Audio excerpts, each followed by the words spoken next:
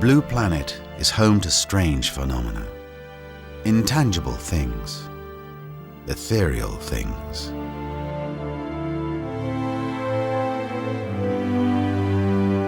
It's a place of mystery, you know. We have a whole list of strange occurrences here that we attribute to the Devil's Triangle. And I myself has even been lost in the Devil's Triangle, right here on land, because you get disoriented.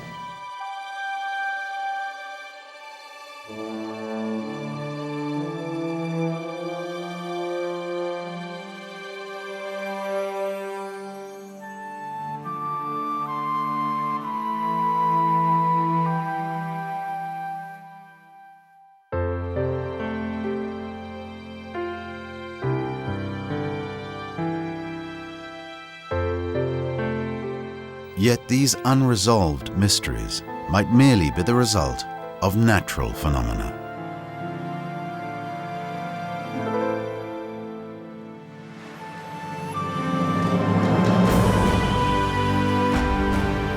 The Caribbean Sea, a vast adventureland for Francis Le Guin and his crew. They set off like conquerors of the impossible in search of the invisible. A long river of seawater whose source lies in the heart of the Atlantic Ocean, the Gulf Stream. Look. Since the beginning of time, sailors have always tossed bottles into the sea, a means of tracing their route by the currents. As early as the 16th century, the conquistadors had figured out what the Gulf Stream could do for them. The current carried their galleons along in search of the New World. The Gulf Stream opened up a quicker route for them to quench their thirst for conquest. But where does the Gulf Stream begin? And where does its journey end? Finding out is the goal of our quest. A quest which is going to take our modern Caribbean explorers all the way to the coasts of Europe via Florida. Destination, the island arc of the West Indies. First stop, Guadeloupe. It's in this region that the crew hits on the first clues pointing to the presence of the Gulf Stream. Warm waters and burgeoning biodiversity.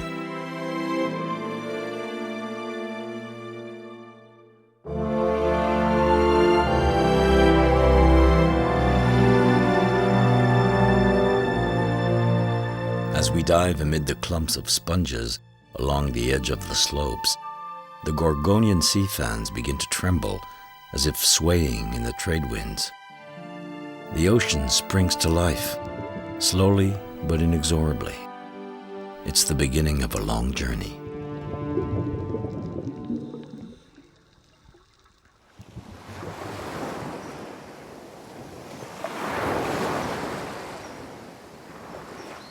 In the lineage of the conquistadors before them, seafarers have constantly honed their knowledge of the Gulf Stream.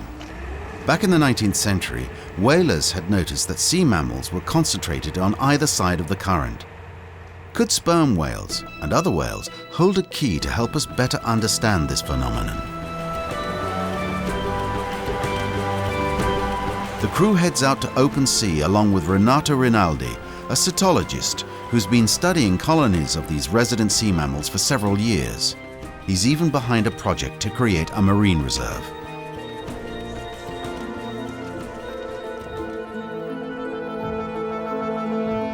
We're right over the edge. It goes down like stairs. 100, 200, 300, 400, 1,000 meters. It's 1,000 here? Yeah, you're in the feeding zones of the sperm whale, amongst others. The long wait begins.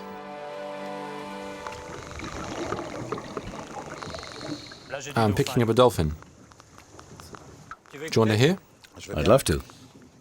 How can you tell the difference? Their cries are really high. Those high little whistles. Right, you hear them? Yeah. They're very, very high. Sometimes you can hear the dolphin's echolocation.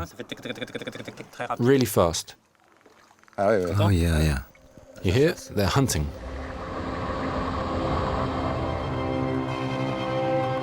The dolphins, which like to play in the currents, seem to show us the way.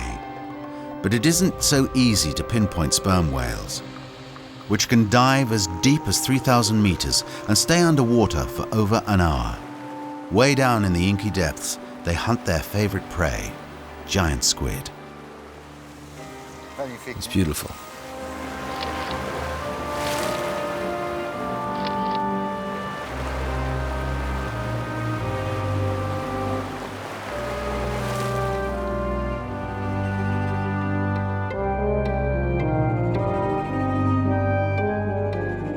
Contrary to what we might think, the core of the Gulf Stream isn't favorable to life. Its waters are warmer and saltier, and the fact that they're so clear indicates how little plankton they carry. On the other hand, turbulence is created along the edges of the current. This churns up nutrients from the depths that fish and squid feed on. It's the birth of an entire food chain. This explains why sperm whales are found way down in the depths along its edges.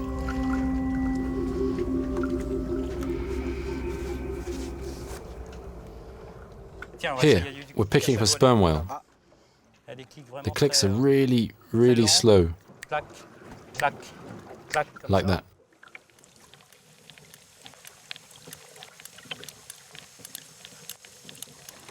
I've never heard that before. Okay, we've got 3 of them there. Are they far away? No, we're maybe about 2 miles from them, really close to the coast.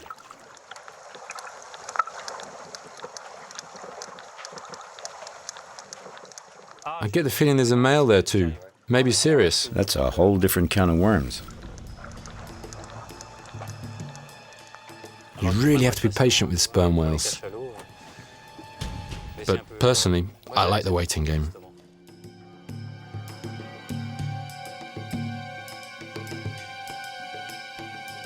The crew's been granted special permission to dive with sperm whales, which can be rather risky. But the deep-sea giants impose their own rhythm on the divers.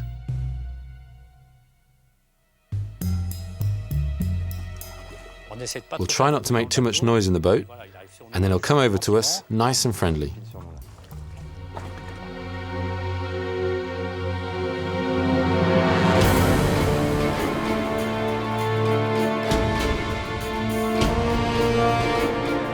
Look at the head sticking up over there. He's coming towards us.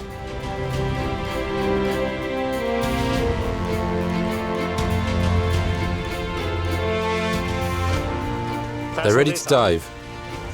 Look, there's the tail.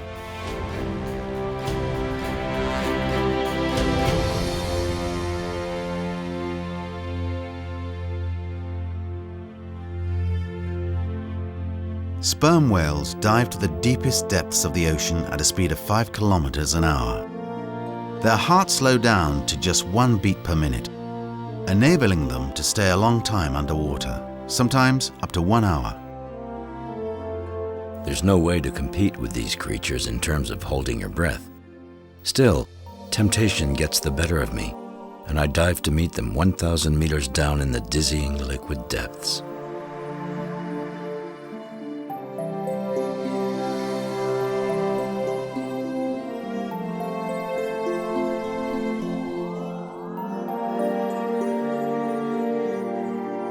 Here, with the sun filtering through the blue water, it's not the legendary Moby Dick that's got an eye on me. The peaceful creature barely makes a sound, even if I know in my bones what my ears can't hear. Just one of its cries could kill me, an astonishing sonic force amplified and projected by its hump. It is said that sperm whales can use sea currents to communicate throughout the entire hydrosphere. Sperm whales are truly exceptional creatures. They have the largest brain of any living animal. And the adults, which can grow up to 18 meters long and weigh 57 tons, swim about 500,000 kilometers in their lifetime. In other words, 12 times the circumference of the Earth.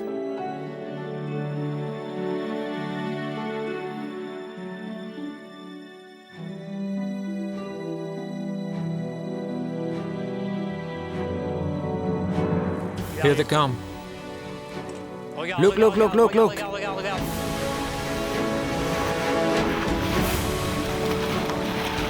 The arrival of a large threatening male reminds us just how dangerous these creatures can be.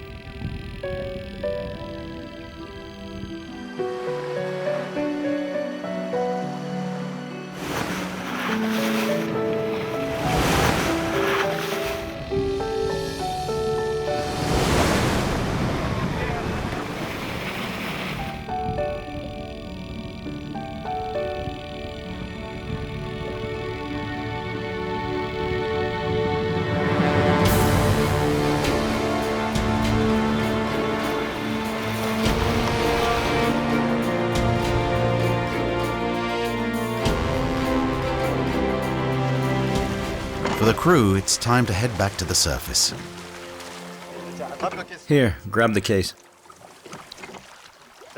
At one point, you're almost directly over the female. She dived? I thought I'd lost her, and then she came back up on me, kind of on her back with her eye glued on me. Not bad, huh?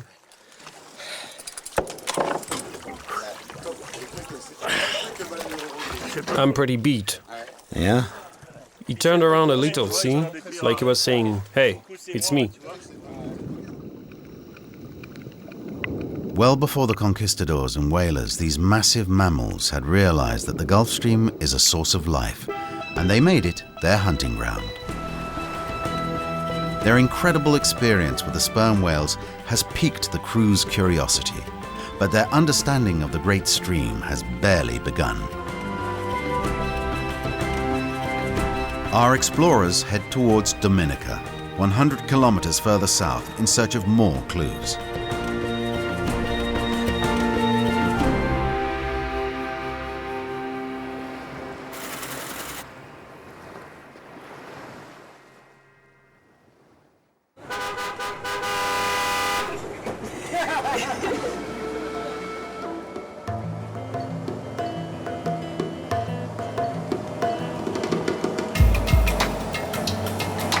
Dominica is one of the rare unspoiled islands in the Lesser Antilles.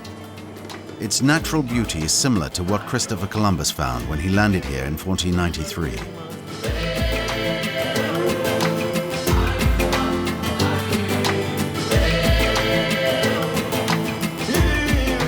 No sooner does the crew arrive than they decide to visit Scott's Head, where the currents are powerfully strong.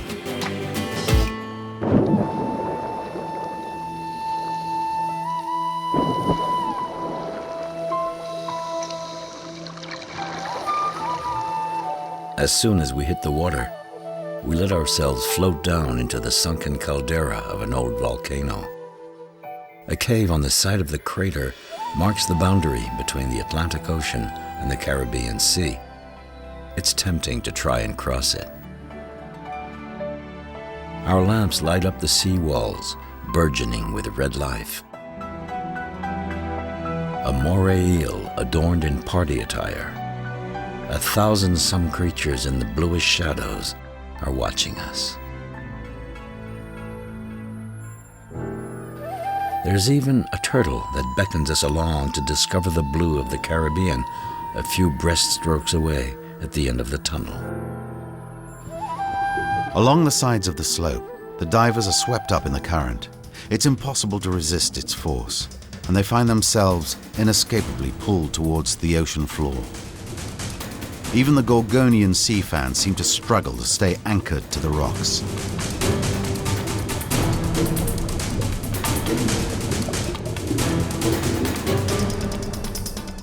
We're caught in a watery swirl. Our journey's just begun, and here we are already drifting off course.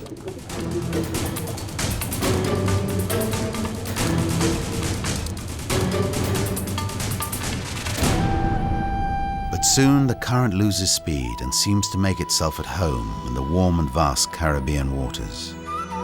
Following a barracuda like a silver arrow, the divers are soon floating over the massive sponges of a coral grove.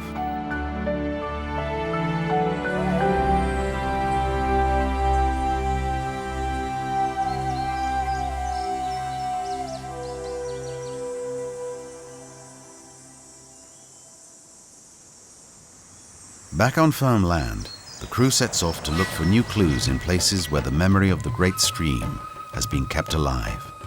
But for that, they must venture deep into the territory of the Carib Indians, a warring people who managed to keep the conquest-thirsty explorers from the old continent at bay.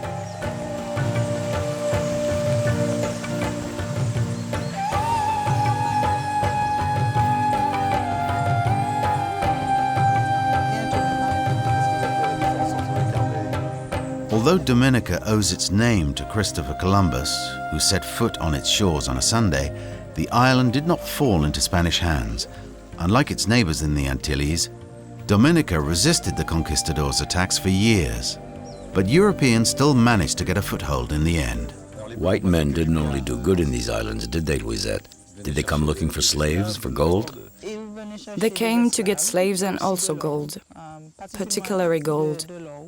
The Indians were required to find a certain amount of gold by the end of the day, and if they didn't have the right amount, they were put to death.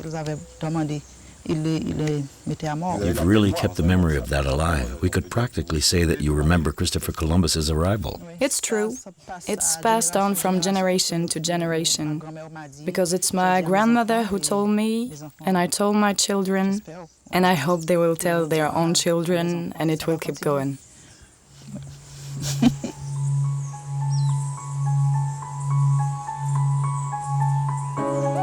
Over the ages, the Carib Indians, who are strongly attached to their culture and lifestyle, have managed to keep their traditions intact. That's what their village chief, Hervins Auguste, explains to Francis. This is a traditional house? That's a traditional house. That is where we will meet for meetings and dancings, cultural activities and stuff like that. We meet in the carpet. And now you try to make a rebirth of the Caribbean culture. And he has his herbs, he goes around his yard. It is a spice, basically. And what we do is use it for flavoring our chocolate tea. And we make cakes with it. When you make cake, it gives a very good flavor. And there is a smaller version to this. If you happen to get a stroke, if you break the nutmeg and put it in the mouth of the person, it will prevent the stroke from getting to the head of the body. You know what happens when you eat too much? More than 10 nutmegs? I've never tried it. It's very dangerous because people become crazy. It's a drug. Wow.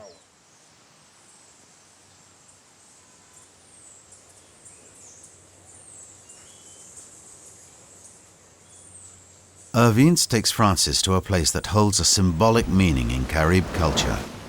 Well before the conquistadors, these rugged cliff-lined coasts witnessed the first arrival of the Amerindians. They sailed here on the currents from the Orinoco Delta in South America.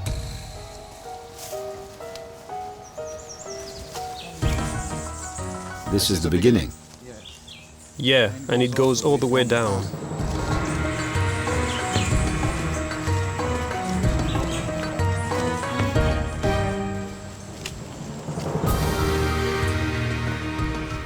You okay? Yeah, You're used to it. that's right.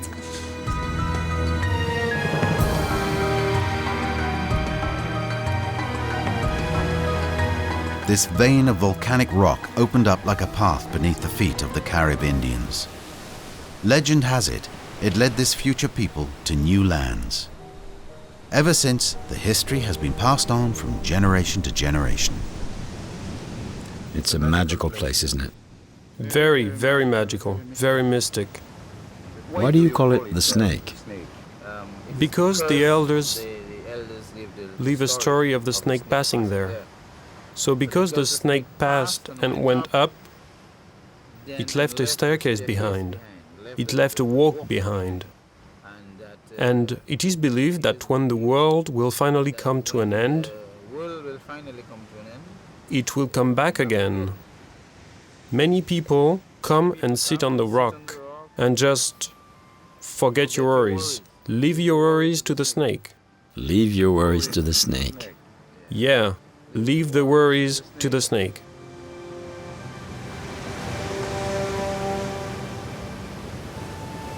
But we must leave the legends of the snake rock behind to continue the search for our sea snake, the Gulf Stream. Next stop, Florida. After several days out at sea, the crew lands in the harbor of Miami. In 1513, the Spanish navigator Ponce de Leon noticed that his ships were carried by a warm water current off the coast of Florida, a current that came from the Sea of the Antilles. He had no idea at the time that he had just discovered the famous stream.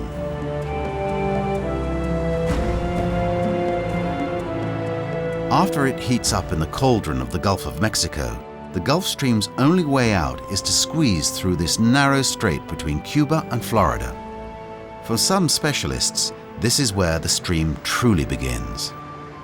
And so our crew boards the Ocean Explorer with scientists from the NOAA, the National Oceanic and Atmospheric Administration, a government organization renowned for their research on the stream.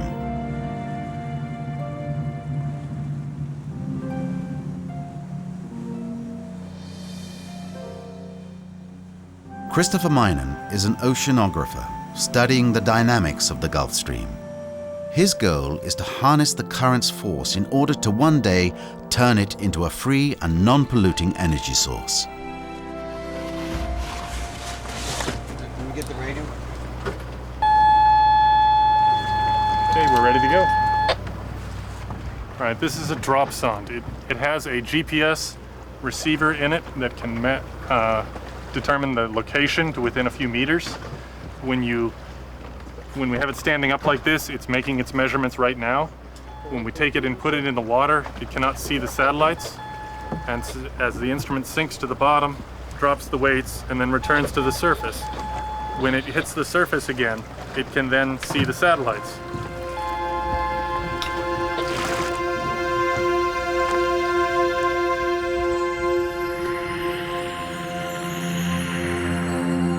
The instrument begins to drift on its journey.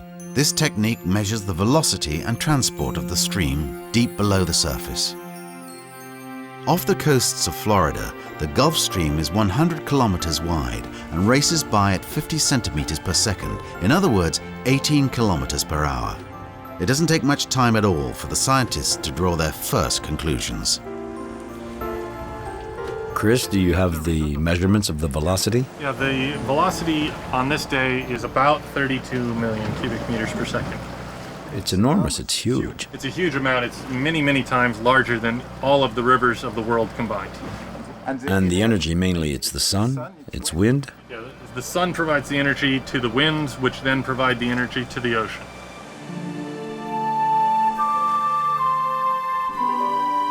Contrary to what we might believe, the sun isn't the only cause of warming in the atmosphere.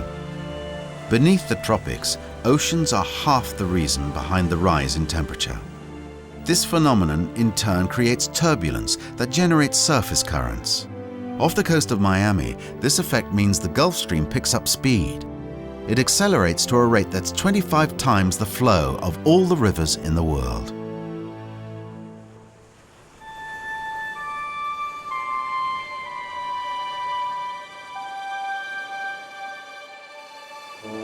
Little by little, the crew begins to tame the Gulf Stream and gain a better understanding of its behavior. Still, their quest isn't over yet.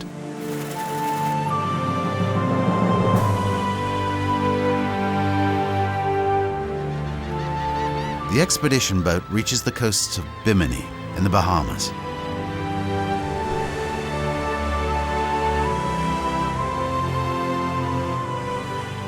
Bimini, the island of everyone's fantasies. Some people claim the ruins of Atlantis lie beneath the sea here. That's all it took to get Francis Le Guin into the water.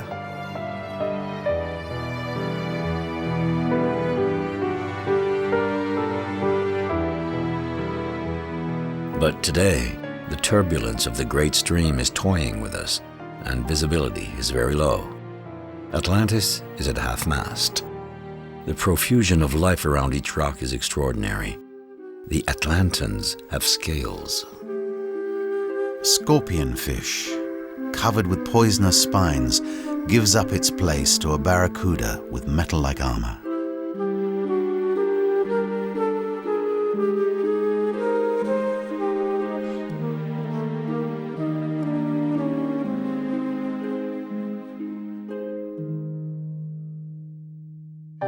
Beneath each rock we find schools of yellow-striped fusilier fish, or crinoline-like rays skimming the sand. And of course, lured by the presence of humans, sharks don't waste any time flocking to the sea.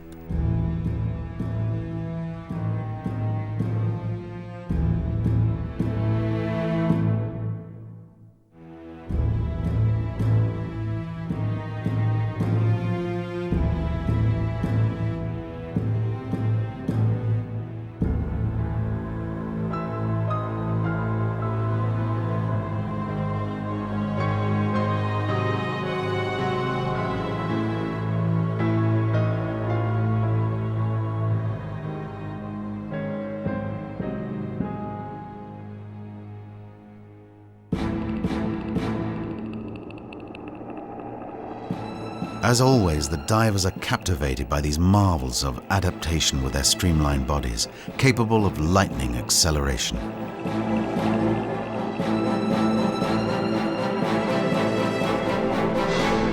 But the crew is quickly surrounded. They have to stay in tune and alert to the shark's behavior. A change in attitude could spell imminent attack.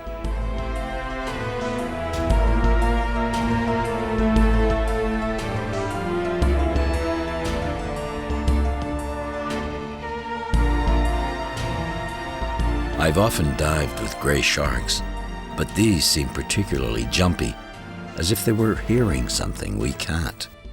Could there be a link to the Gulf Stream?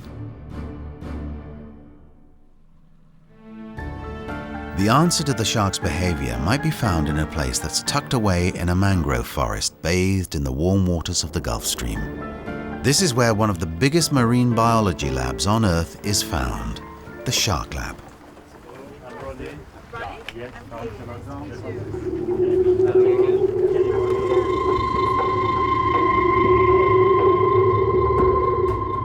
The man in charge is the mythical Dr. Samuel Gruber, the world expert when it comes to sharks. Surrounded by student volunteers, the doc, as he's called, works round the clock developing high-tech instruments.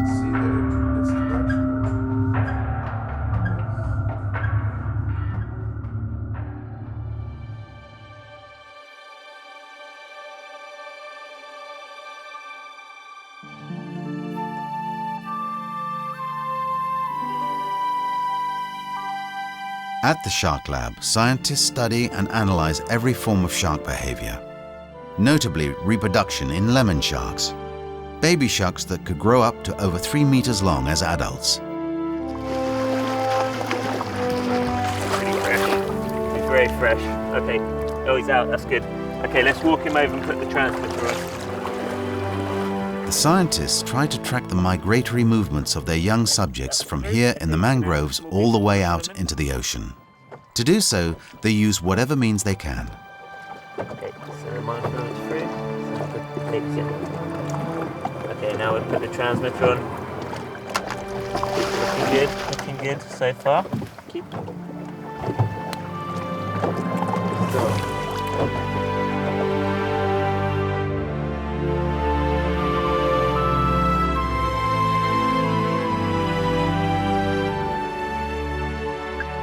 Some of the sharks with transmitters are tracked all around the island.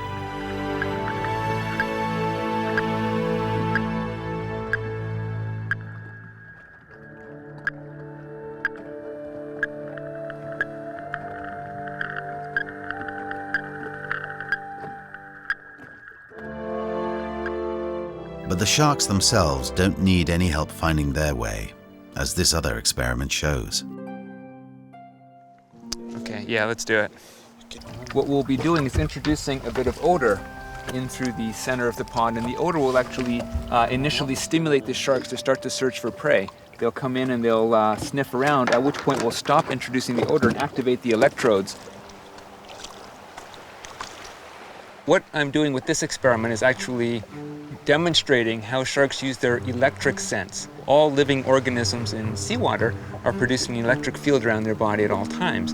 Well, that's exactly what I'm doing here, is I'm replicating that sort of electric field in the pen here and demonstrating that the sharks are using just their electric sense to orient and bite at these electrodes, just as if they were a natural prey item. Okay, the one on the left side is on. What happened there? Okay, sharks are interested. Definitely search. There, look at that, biting at the electrode. You see that? Very clear bite at the electrode. Okay, now I'm going to switch to the electrode on the right-hand side here. Active now, and this one should see good bite at that one as well. There, beautiful turning. All very interested. Seeing, biting at the electrode again. There again, repeatedly biting. And as soon as I flick it off, they don't bite at anything. They mill around and they search, but there's no active biting.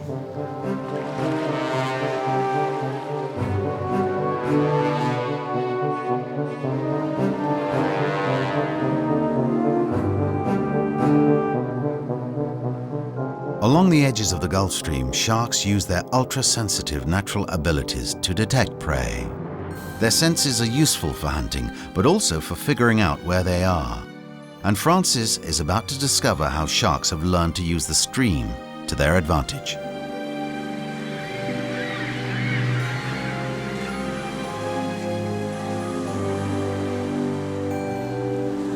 The Gulf Stream itself plays a very important role in the work that we do here, primarily because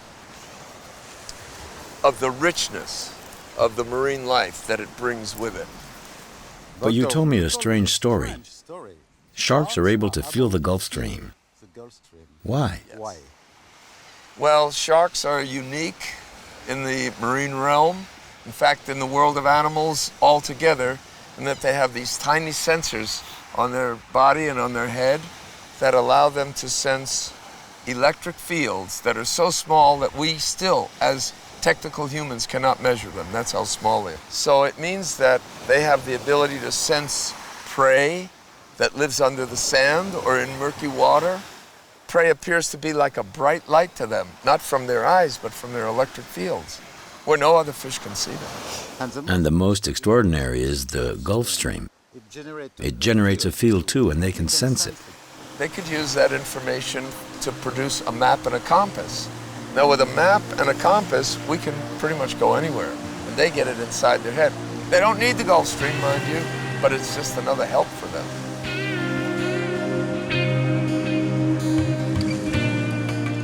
Continuing on their way, the crew follows the trail of Spanish conquistador Ponce de Leon, who spent his entire life looking for the Fountain of Youth. What he discovered instead was Florida. Yet according to Indian legend, the true fountain is located here, right on this large island called Bimini.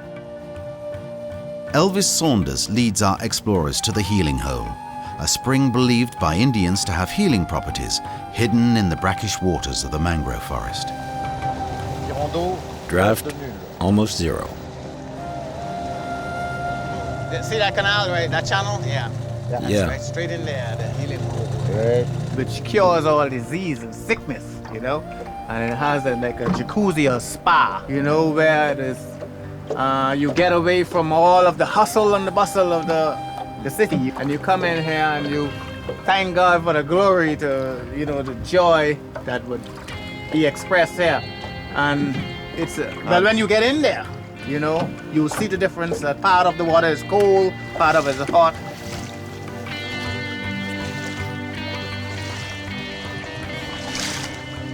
Keep going, you're almost there. It smells sulfur, huh? Yeah, exactly. Gases, whatever.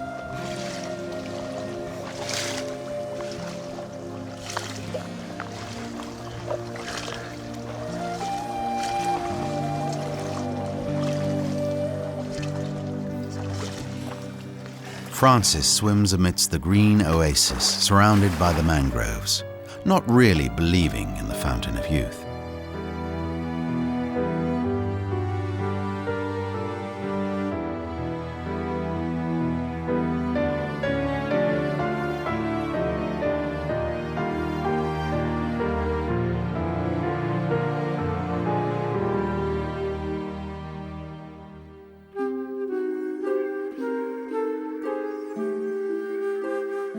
With these Gothic arches, the setting is rather foreboding, but even so, I feel a strange sense of well-being, probably just superstition. And then I come across the shadow of Ponce de Leon, who came here looking for eternal youth in vain. Was this watering hole worth such a journey?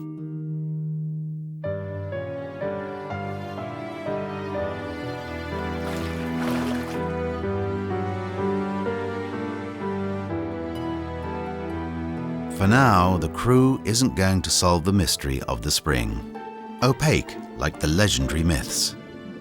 But later analysis of the water shows a high density of lithium, a mineral with well-known tranquilizing properties.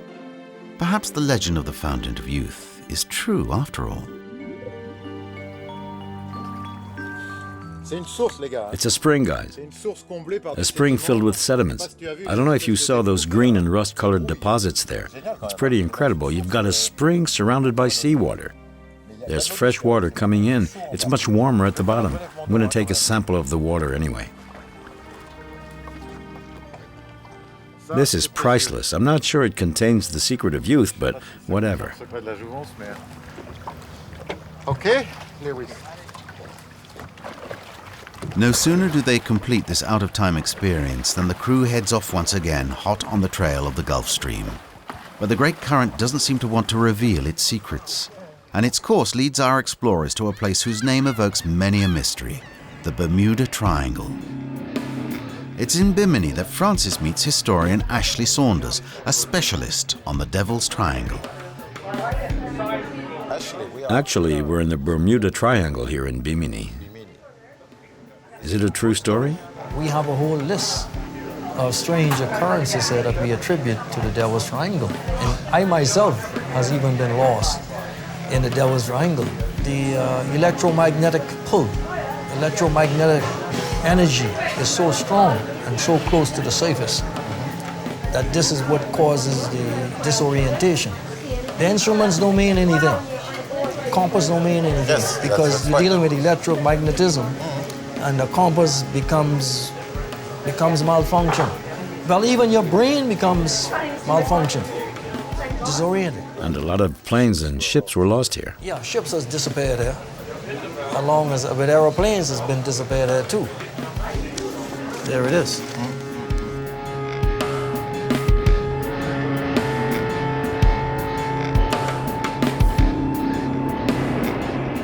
This metallic skeleton is all that's left of the Sapona, which sank in 1926 during an unnaturally violent hurricane.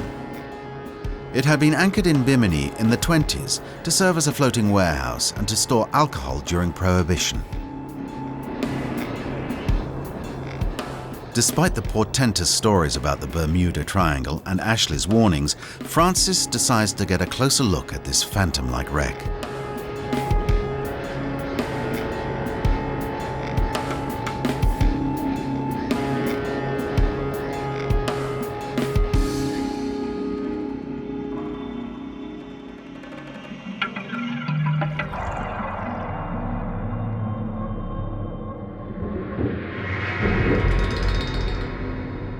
During World War II, the Sapona was also used for target practice by US Army bombers.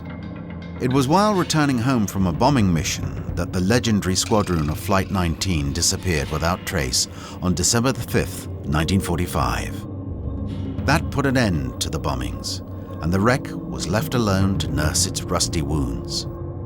The legend of the Bermuda Triangle was born.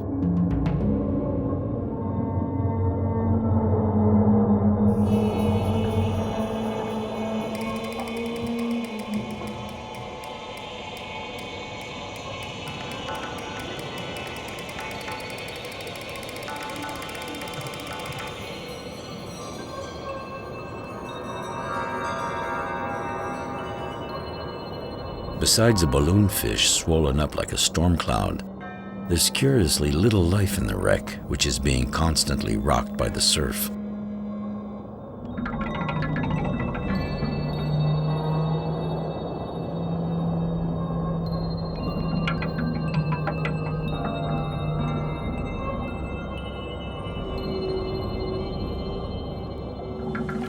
For rational people and maritime authorities, there aren't any more shipwrecks here than anywhere else.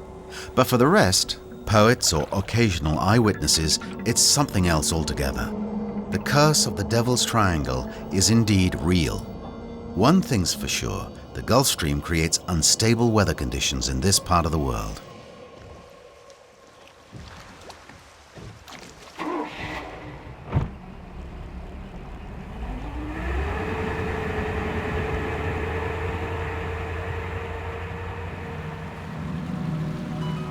Our long journey tracking the Gulf Stream continues.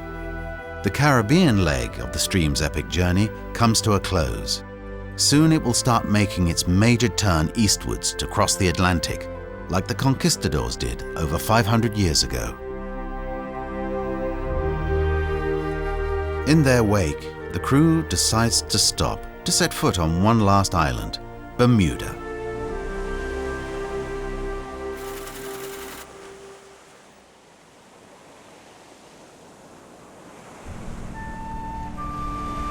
No sooner do they arrive than the temptation to discover the mysterious depths lures them into the waters off the coast.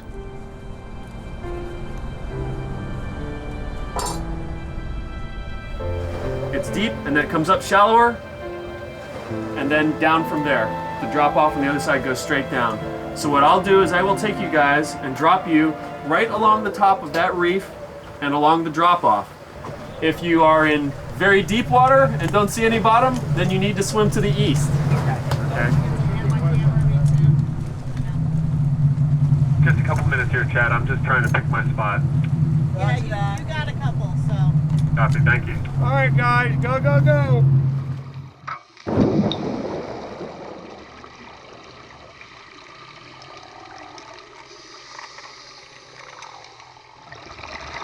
The first thing we notice is that the water is cold, real cold in fact, and we need to wear our heavy diving suits. The scenery looks a bit like the Caribbean, whose gentle waters we've just left behind. But contrary to appearances, these reefs aren't made of coral. This is the only place on Earth you find walls like this, formed by the joint effort of microscopic limestone algae and mollusks that create strange patterns where marine life anchors on. There aren't many fish. We're far from the exuberance of the warm seas and their richness of species. We swim along in a slow-motion ecosystem that seems to operate on restricted means.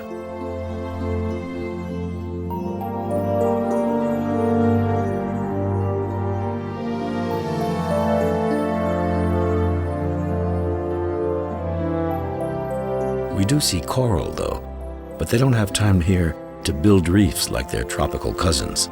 They are small and too spread out. It's still a bit of a surprise to see them at this latitude.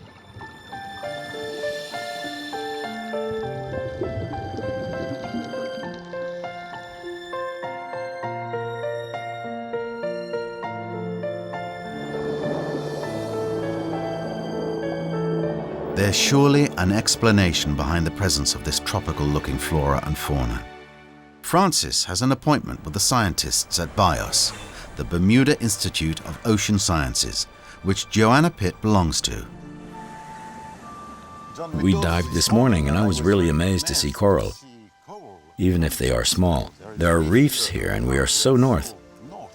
All these plants, what is happening here? Okay, Bermuda's coral reefs are actually the furthest north coral reefs, certainly in the Atlantic and probably in the world. And they owe their existence to the Gulf Stream. The fact that the Gulf Stream is transporting warm water up from further down south and gives us higher water temperatures than you would normally expect to see at this latitude. And the speed of the currents allows larvae from various coral species and other coral reef species to be transported here from other locations in the Caribbean. Oh, that's it, because I saw gorgonians, for example, the same as in Florida or in the Bahamas.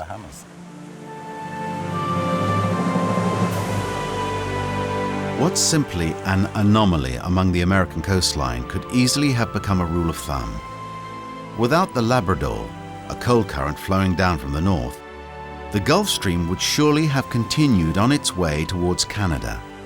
Bermuda is the place where these two currents combine, and the turbulence their meeting creates is the cause of many a tragedy.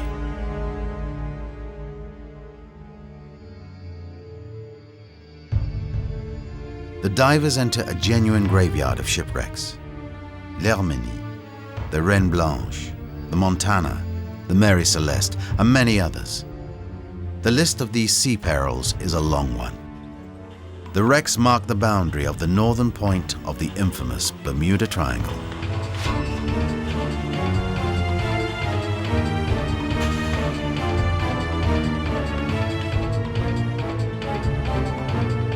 My compass has gone crazy and can't seem to find north anymore. But these heaps of metal around us don't have anything to do with it. The Bermuda Islands were formed by an underwater volcano, and it's still there below our flippers, 100 meters down, a huge seam of magnetic rock. Is that enough to explain all these shipwrecks?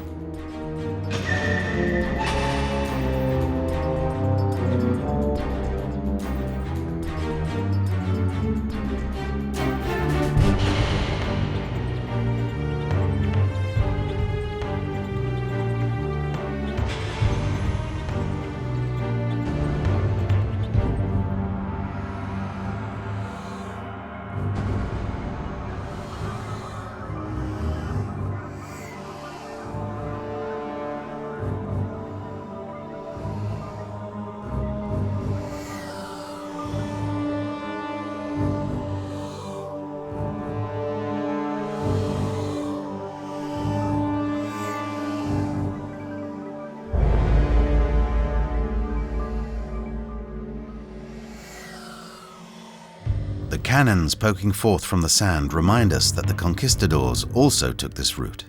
They used the Gulf Stream as a river to carry their gold-laden galleons back to the old continent.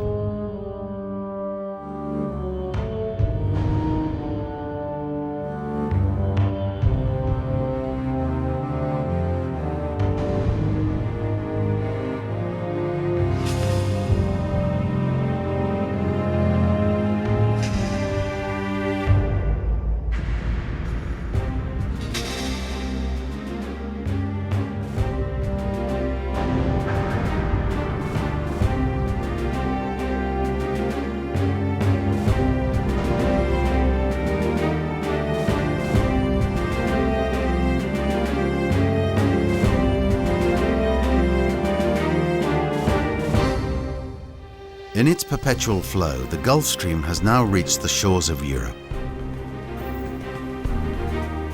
On the beaches along the southwest, we find some of the water carried in by the stream. The crew returns to France in its wake. We head to Biarritz for a final discovery with researchers from the National Institute of Agronomical Research. Besides the role it plays in our temperate climate, the Gulf Stream acts as a transporter for sea life. It brings with it millions of eel larvae that reach the coasts of Europe after a journey of nearly 2 years and 6,000 kilometers. They leave again as adults to fulfill their destiny on the other side of the ocean, driven relentlessly by their genetic memory to follow the current. The cycle never stops, like the Gulf Stream, which, over its endless course through the heart of the ocean, guides both animal and man, and creates life. And so our journey draws to an end. One day, perhaps we shall dive in the inky depths where the eels reproduce. Another journey? More bottles tossed out to sea? Maybe.